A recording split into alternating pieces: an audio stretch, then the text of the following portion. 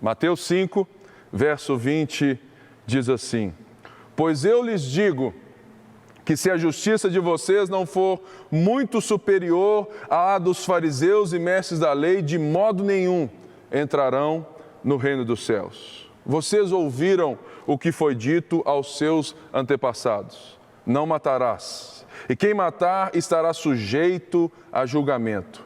Mas eu lhes digo que qualquer que se irar contra o seu irmão estará sujeito a julgamento. Também qualquer que disser a seu irmão raca será levado ao tribunal. E qualquer que disser louco corre o risco de ir para o fogo do inferno. Portanto, se você estiver apresentando sua oferta diante do altar e ali se lembrar de que seu irmão tem algo contra você, deixe ali a sua oferta diante do altar e vá primeiro reconciliar-se com seu irmão, depois volte e apresente a sua oferta. Entre em acordo depressa com seu adversário, que pretende levá-lo ao tribunal. Faça isso enquanto estiver com ele a caminho, pois caso contrário, ele poderá entregá-lo ao juiz e o juiz ao guarda, e você poderá ser jogado na prisão. Eu lhe garanto que você não sairá de lá enquanto não pagar o último centavo. Uau! Que texto! Esse texto, ele deve ser entendido primeiramente a partir de todo o escopo do Sermão do Monte. Vamos lembrar então o que Jesus está dizendo aqui. Lembrando que Jesus está no discurso do rei. Ele havia feito muitos milagres, ele ensinava com poder e autoridade e as multidões estavam perto dele, então ele se assenta, porque havia uma expectativa sobre Jesus. Será que ele é o Messias? Será que ele é aquele que vai nos livrar das mãos de Roma? Será que ele é? Por isso, essa expectativa que era gerada sobre Jesus fez com que ele sentasse para falar do reino que ele havia dito que havia chegado. Muitas pessoas acham que ele está ensinando moralidade, no sentido de que se você cumprir as coisas que ele está dizendo, se você fizer bem com a sua própria força, você vai entrar no céu. Não, Jesus não está dizendo isso, porque a primeira palavra que ele diz no Sermão do Monte é: bem-aventurados os pobres de espírito, porque deles é o reino dos céus. Ou seja, antes de tudo, Jesus está dizendo que felizes mesmo são aqueles que entendem, que compreendem que a capacidade que eles têm de chegar a Deus é zero. Que eles não têm qualquer mérito, que eles não têm qualquer força, que eles não têm qualquer capacidade, por isso eles reconhecem, eles são pobres de espírito, eles reconhecem a sua incapacidade, a sua necessidade de Deus. E Jesus, então, ele faz com que isso se desenvolva.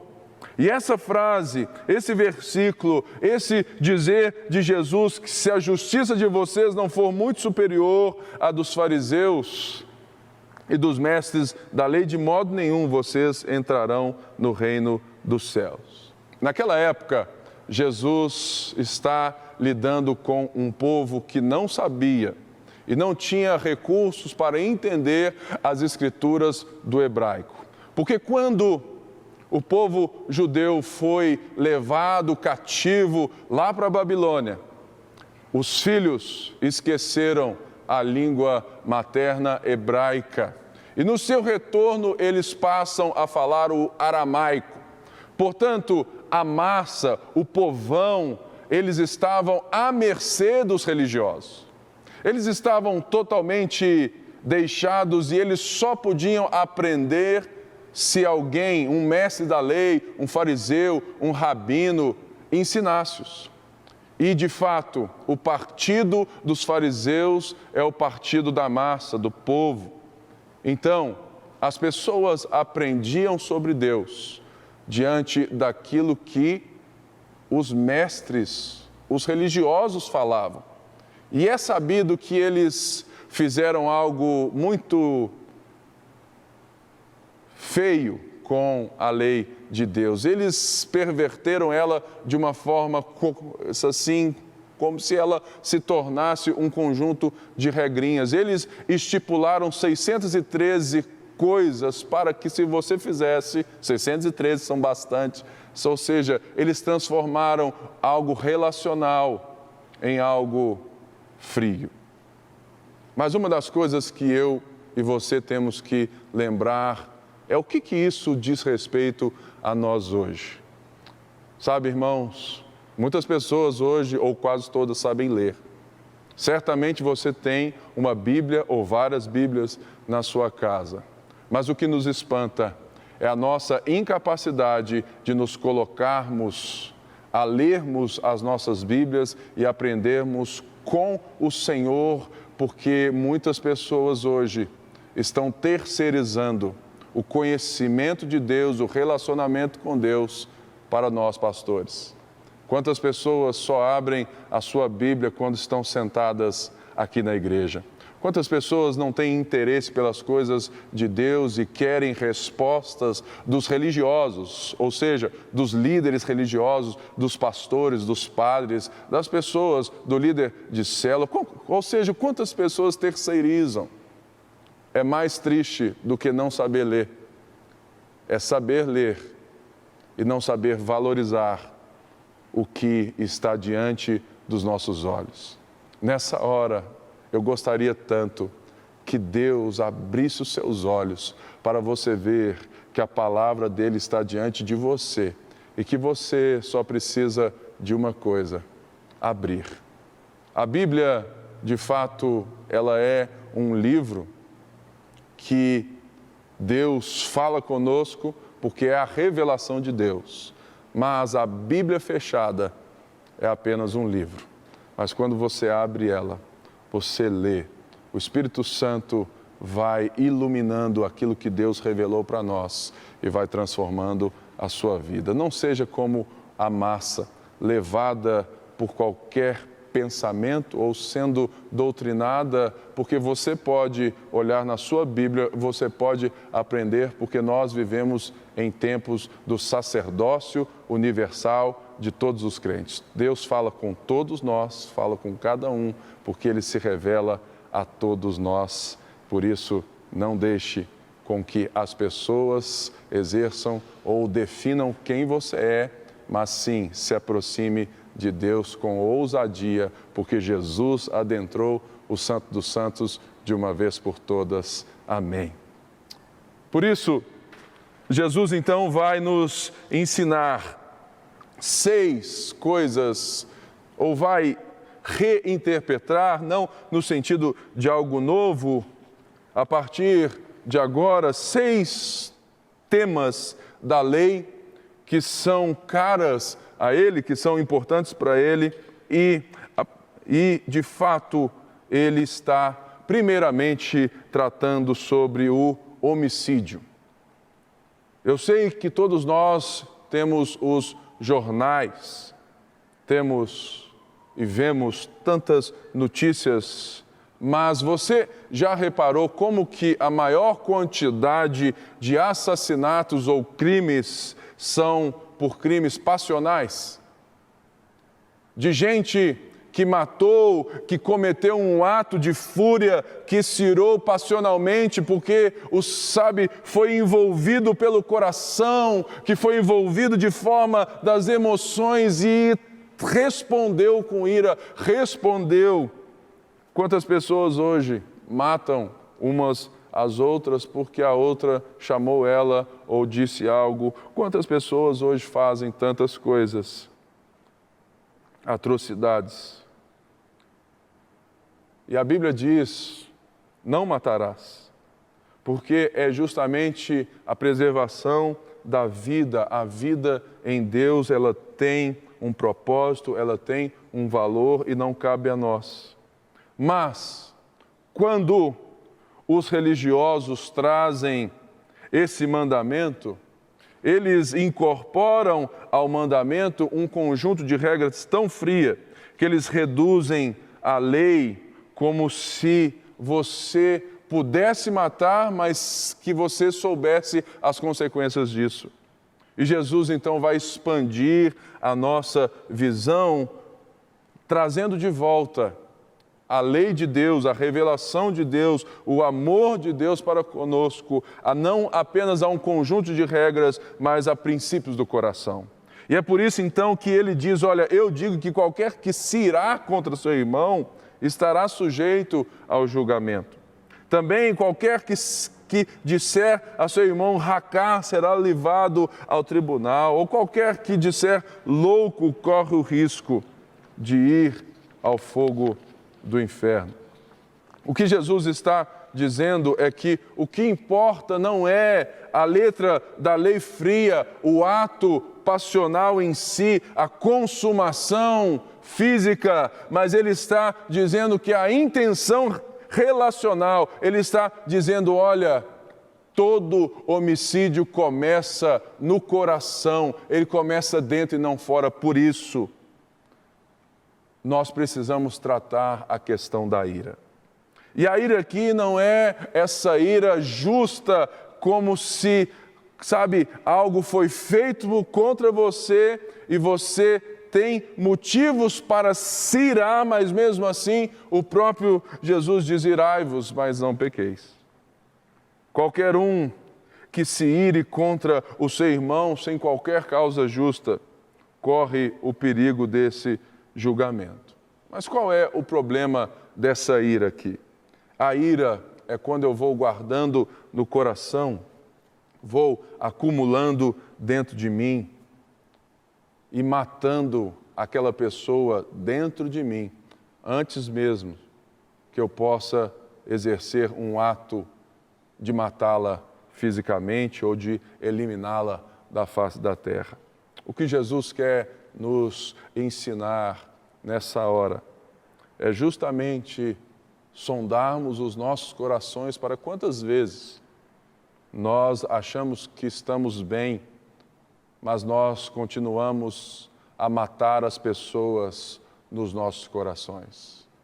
Talvez você seja um homem religioso, lê a Bíblia, ora, dá o dízimo, frequenta a igreja, mas no seu coração você acumula ira contra as pessoas, você vai matando as pessoas no coração e você perdeu a beleza de se relacionar com as pessoas, de conhecer novas pessoas, porque o estado do seu coração já se perdeu. E você continua vivendo como os religiosos.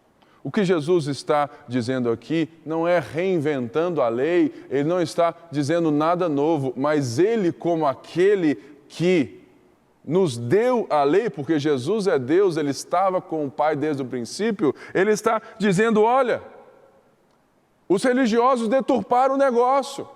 Então vamos voltar a aspectos relacionais e por isso Jesus nos chama a uma postura de reconciliação.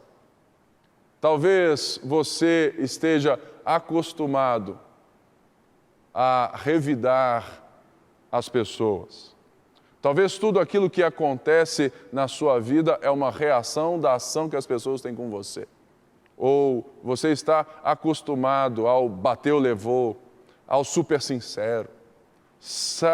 Você vira assim, não, comigo é assim, pastor. Eu sou sincero. Eu falo na cara mesmo. Eu sou assim mesmo. E você vai então alimentando, mesmo que sendo alguém tão sincerão, você vai alimentando, ira, mágoa, ressentimento, você vai olhando as pessoas com um olhar de fúria e você vai perdendo a graça. O que Jesus nos chama é a reconciliação. E é por isso que ele veio, porque Paulo nos diz que nos foi confiado o ministério da reconciliação. E olha só que coisa interessante. Jesus está dizendo que se você veio para entregar uma oferta e se lembrou que você tem alguma coisa contra alguém ou alguém tem alguma coisa contra você, você vai deixar a oferta. Quer dizer que a espiritualidade, a fé, o relacionamento com Deus, com as coisas de Deus, não estão estritamente ligados a um conjunto de regras como os religiosos estavam dizendo. A fé é comunitária, a fé é uma fé familiar. Jesus nos chamou para viver e amar a Deus sobre todas as coisas e amar ao próximo como Ele nos amou. Portanto, quantas vezes nós chegamos aqui na igreja e vamos entregar a nossa oferta, vamos levantar nossas mãos, mas você sabe muito bem que tem alguém que você precisa conversar, tem alguém que você precisa resolver, tem alguém que você está matando seu coração. Será que nós temos a ousadia de deixarmos as nossas ofertas no pé do altar para sairmos desse senso religioso do ser e pedimos perdão ou oferecer perdão às pessoas? É um desafio. E é um desafio que Deus entrega para você nessa hora, porque você está ouvindo essa palavra e ela vem do coração de Deus. Você percebe que Ele então nos chama justamente a uma postura diferente, mas sabe por que eu vejo que Jesus está nos dando isso? É porque Ele mesmo teve a mesma postura. De fato, Jesus nunca teve raiva da gente, nunca se irou, mas a ira de Deus é justa. E a Bíblia diz que a ira de Deus será derramada e é derramada sobre os filhos da desobediência.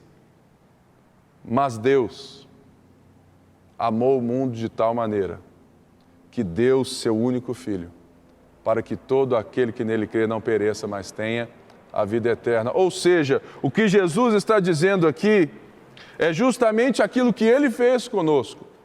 O que Ele está dizendo sobre aquilo que Ele nos deu na lei, o Deus Pai deu ali na lei mosaica, não é apenas uma letra fria, mas é Ele mesmo encarnado diante de nós, falando assim, olha, eu poderia matar vocês porque vocês pecaram contra mim, mas eu estou aqui para reconciliar, para reconstruir, para redimensionar.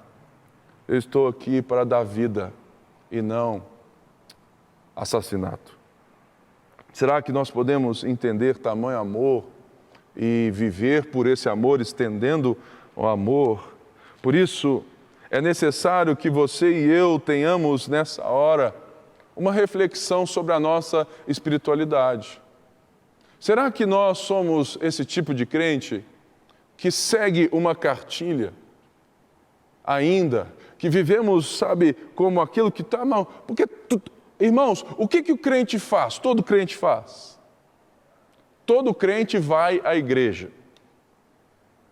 Hoje em dia, nem todos, né? Porque dizem que um a cada 3 crentes no Brasil não são mais frequentadores de igreja, porque são os desigrejados, estão decepcionados com a nossa religião.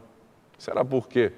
Talvez é porque Jesus tenha que voltar pelo seu Espírito e dizer, olha, vocês transformaram um relacionamento em um conjunto de regras. Volta, volta, volta. E aqui é justamente isso.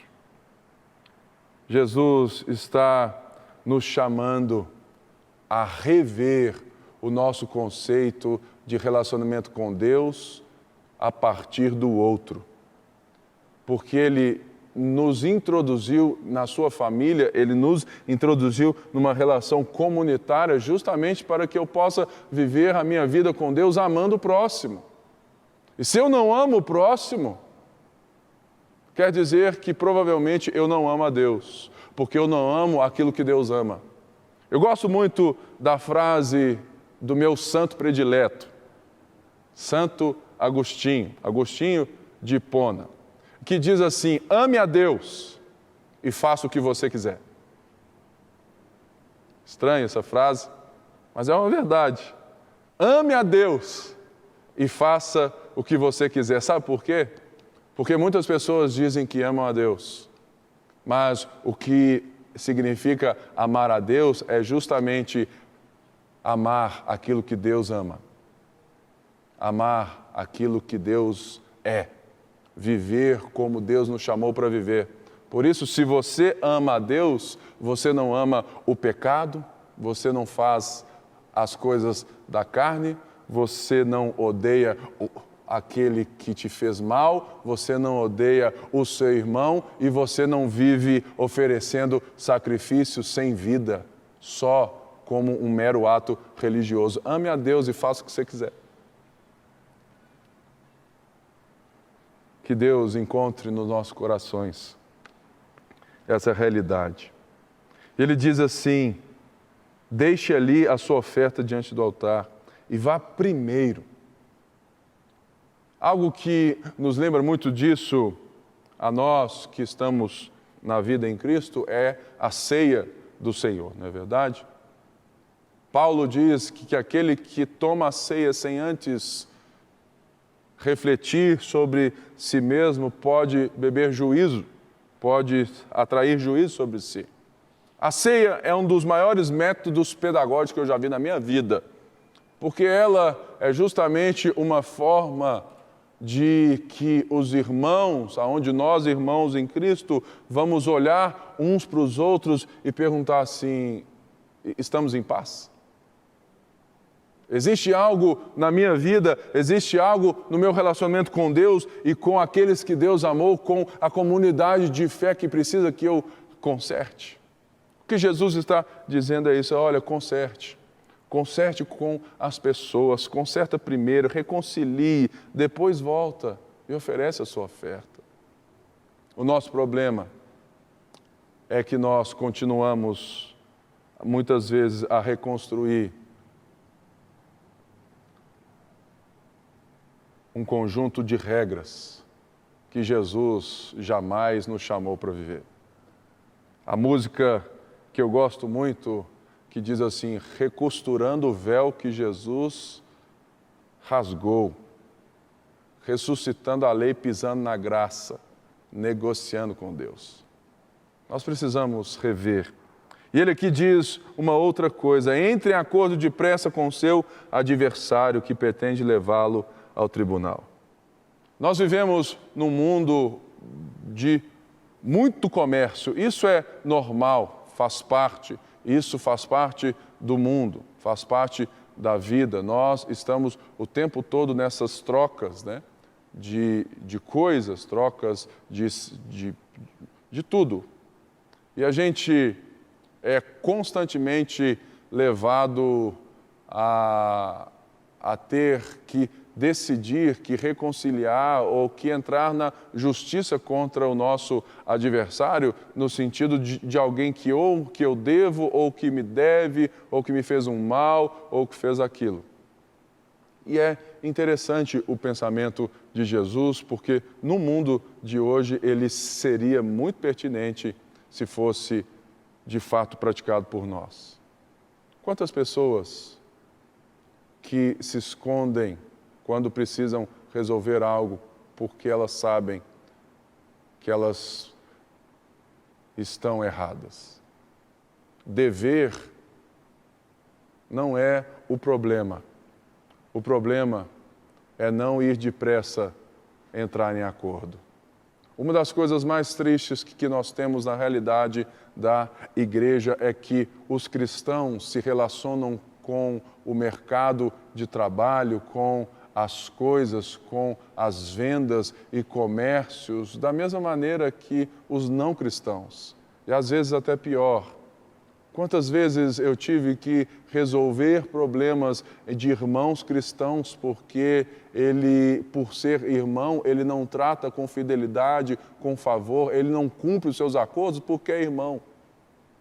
Quantas vezes, até mesmo na igreja, as pessoas chegam assim para nós, achando que porque elas deram o dízimo, nós somos empregados delas. De fato, nós somos muito mais do que empregados. Nós somos servos. Mas o serviço que eu faço como pastor não é porque você me dá o dízimo. Não é porque você contribui na igreja que eu sou pastor. Eu sou seu servo porque eu te amo. E porque Jesus disse que se você quiser ser o primeiro, você seja o servo. Mas nós continuamos a degladiar sobre questões que Jesus nos chama. Olha, corre depressa ao seu adversário, entre em acordo, porque senão vai pegar mal, senão vai ser ruim para você. De coisas tão simples que a lei restringiu como meros conjuntos de regra. Falou assim, não, eu tenho que resolver isso porque senão vai acontecer isso comigo. O que Jesus quer explicar é que não deve ser essa a nossa postura. Olha, eu só vou resolver porque senão vou ser penalizado. Não, não é isso que Jesus está dizendo, porque a vida está justamente no coração. Eu quero resolver porque eu quero viver livre dessas coisas. Eu quero resolver não porque eu vou ser penalizado, não porque existe uma lei, mas porque eu amo a lei de Deus, porque eu amo a Deus, porque eu amo aquilo que Deus ama, porque eu quero me relacionar com as pessoas, eu quero ser alguém que seja sal e luz, eu quero dar sabor à vida e não desgosto. Que seja assim também nas nossas vidas. Se você hoje precisa, e você sabe que você tem que ir a um adversário, entrar em um acordo, vai depressa. O problema não é o quanto que você deve, o que você fez. O maior problema é quando você não atende o seu telefone. O maior problema é quando você não dá a cara. O maior problema é quando você não é sincero de coração e pode até dizer assim, olha, eu não posso te pagar agora, mas eu vou te pagar. Eu não posso resolver isso agora, mas eu vou resolver. Porque isso é uma atitude de quem entende o que é ser cristão. E você não quer que alguém mate você no coração deles também, não é verdade? Mas você quer ser sal e luz, que Jesus disse em versos lá atrás. Nós somos aqueles que preservam, aqueles que dão sabor, aqueles que trazem luz nas trevas. Nós somos diferentes. Portanto, vivamos diante daquilo que Deus nos chamou para viver. Amém? E é por isso que as nossas ofertas são muito mais do que apenas ofertas, mas sim, são coisas que partem do nosso coração. Jesus diz assim, eu lhe garanto que você não sairá de lá enquanto não pagar o último centavo. Existem duas formas de viver a vida. Existe a forma fria de viver a vida, onde você calcula as perdas e os ganhos, e existe a forma relacional de viver a vida.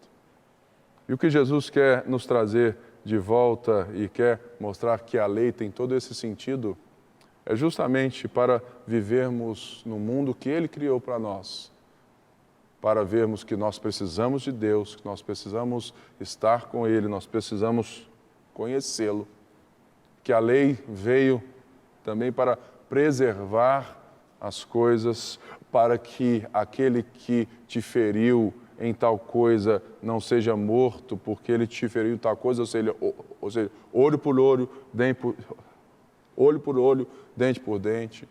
E a lei vem justamente para nos mostrar que pelos nossos próprios esforços nós somos incapazes de chegar a Deus. É por isso que Gálatas, Paulo diz que a lei é um aio para Cristo.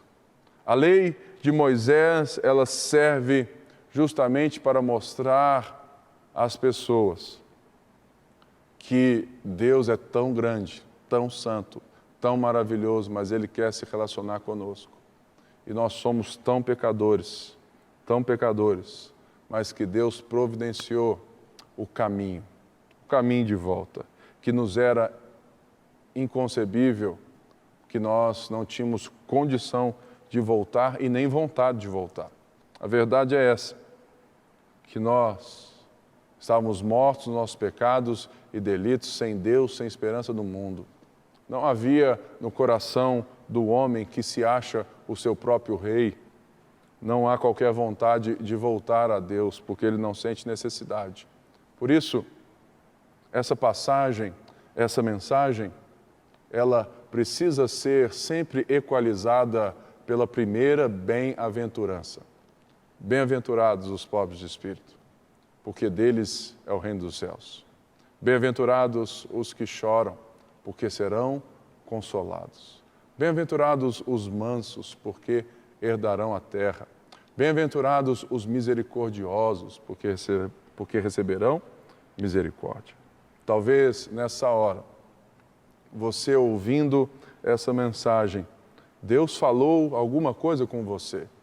Talvez você ouviu e você se lembrou que você precisa reconciliar com alguém da sua casa, o seu marido, a sua esposa, seu filho, sua mãe, seu pai, ou você precisa reconciliar com alguém do seu trabalho, alguém da igreja, um irmão, que vocês vêm aqui, levantam as mãos, fazem tantas coisas, mas vocês nem conversam. Deus, nessa hora, diz, olha, o que vale é o relacionamento e não a oferta no altar. Se não houver relacionamento, a oferta não tem importância. Não tem importância. Por isso, venhamos a aprender de uma vez por todas o que Jesus quer dizer. Adoração não é apenas levantar as mãos. Adoração a Deus não quer dizer apenas que eu venho na igreja, eu canto os cânticos, eu levanto as minhas mãos, eu fecho meus olhos e canto e me entrego. Isso é adoração também. Mas essa adoração de levantar as mãos, ela é ineficaz se eu não souber a adoração que é estender as mãos. Se eu não estender as mãos às pessoas, se eu não estender as mãos aos próximos, se eu não estender as mãos aos adversários, é como a oferta do altar que não tem valor. Que nessa hora você possa considerar o estado do seu coração, da ira do seu coração, do ressentimento, da amargura, disso que você pode falar assim, não, pastor, eu nunca vou matar alguém. Ok? Mas quantas pessoas nós já podemos ter matado no nosso coração, que Jesus quer que elas sejam reavivadas, reconciliadas. Por isso, você que ouviu essa mensagem, eu quero orar por você, pedindo que Deus traga aos nossos corações a paz do Espírito. Que Ele amoleça os nossos corações nessa hora. E que a gente possa entender que Jesus, Ele é o caminho, a verdade e a vida. Ele é aquele que nos capacita porque Ele levou sobre si o castigo que nos traz a paz. Pelas suas pisaduras nós somos sarados. Por isso eu quero orar por você, dizendo, Senhor, eu oro, Senhor, por cada vida agora que sabe que precisa resolver, que sabe que precisa se reconciliar, que reconhece a ira do coração, ou talvez aqueles, Pai, que já chegaram até as vias de fato, mas hoje se arrependem. Senhor, nós abençoamos essas vidas, pedimos, Pai, que haja reconciliação nas casas, nos relacionamentos, nas famílias. Deus, em cada círculo, Senhor, que elas estejam vivendo com as pessoas do trabalho, da igreja. Reconcilia irmãos com irmãos, Pai. Pessoas, pastores com pastores, para que possamos viver e cumprir aquilo que o Senhor cumpre, aquilo que o Senhor faz, pelo poder do Espírito Santo, vivendo a lei e os profetas. Amém. Talvez você esteja, de fato, ouvindo, mas você ainda não reconheceu Jesus como Senhor e Salvador da sua vida. Ou essa mensagem tocou tanto seu coração, que você se percebe alheio ao Senhor. desviado, desigrejado, sem qualquer relacionamento com Deus ou com as pessoas de Deus. E você quer voltar. Ou você quer dizer, Jesus, eu te aceito como Senhor e Salvador da minha vida.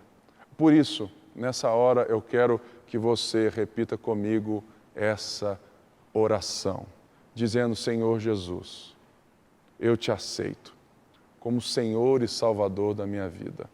Arrependido, eu confesso que eu preciso do Senhor. Arrependido, eu volto ao Senhor. Senhor Jesus, entra na minha vida, molda a Ti, para que eu possa viver os meus dias segundo aquilo que o Senhor tem para mim e me relacionando com o Senhor todos os dias. Eu quero Te amar, sempre e sempre. Amém. Amém? Que essa seja a mensagem que ecoa sobre a sua vida e que você possa reproduzi-la, pregá-la, vivê-la acima de tudo. Que Deus abençoe a sua vida, fique na graça e na paz. Tchau, tchau.